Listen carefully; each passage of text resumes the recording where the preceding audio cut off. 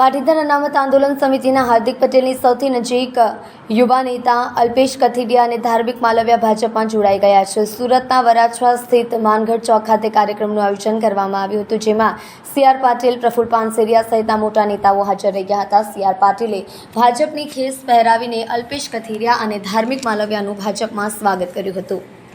2020ની ચૂંટણીમાં પાટીદાર અનામત આંદોલન સમિતિ પાસે કોંગ્રેસને બદલે આપને સમર્થન કરતા સુરતમાં આપનો ઉદય થયો હતો। સુરતમાં પાસના કારણે જ આપનું અસ્તિત્વ બન્યું હતું, પરંતુ હવે આવતીકાલે શનિવારે પાસના બે યુવા નેતાઓ 200 જેટલા પાસના કાર્યકરો ભાજપમાં જોડાયા છે।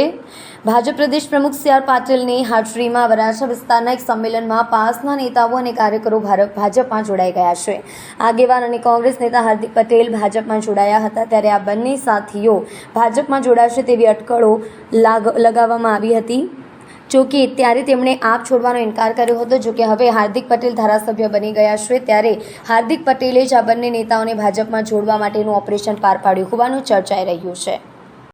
સમગ્ર સાથ સહકાર આપતા લોકો, અમારી ટીમ, સામાજિક કાર્યકર્તાઓ, રાજકીય કાર્યકર્તાઓ, સોસાયટીના પ્રમુખશ્રીઓ અને NGO અને સંગઠનના કાર્યકર્તા અને ઘણા બધા અમારા વકીલ મિત્રો આજ સાથે જોડાયા છીએ અને ભારતીય જનતા પાર્ટીમાં જોડાય અને આવનારા દિવસોમાં સમાજહિત અને રાષ્ટ્રહિતના કાર્ય કરીશું।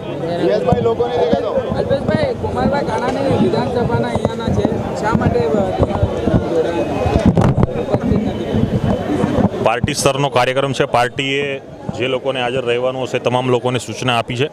હાલ ચૂંટણીનો માહોલ છે, ઘણા પણ કુમારભાઈને પણ બીજા બધા ઘણા પણ લોકો આજે પાર્ટીના કાર્યક્રમને પ્રવાસમાં બહાર હોય આવી શક્યા નથી।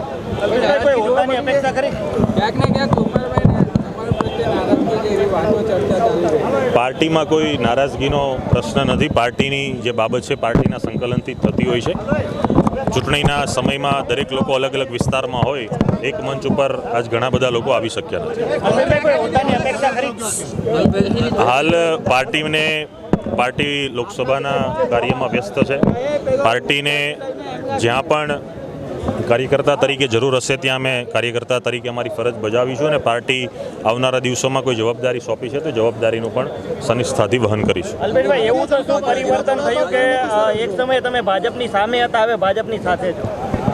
સમય, સંજોગ અને પરિસ્થિતિઓમાં ઘણા નિર્ણયો લેવાતા હોય છે।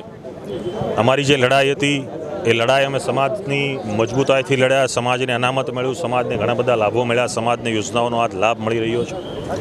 ત્યારે આવનારા દિવસોમાં સમાજના જે બાકી પ્રશ્ન છે અથવા કોઈ નવા ઊભા થનારા પ્રશ્ન છે એ સત્તાકીય રીતે રહી અને સત્તાના સ્થાન ઉપર જે પણ લોકો સેવા બજાવે છે એમના લાભથી ચોક્કસ સમાજને બમણો લાભ અપાવી શકીએ, લોકોને બમણો લાભ મળે, અત્યંત છેવાડાના નાગરિકને પણ લાભ મળે, એ માટે આ નિર્ણય લીધો છે। આપ છોડવાના કયા કારણો હતા?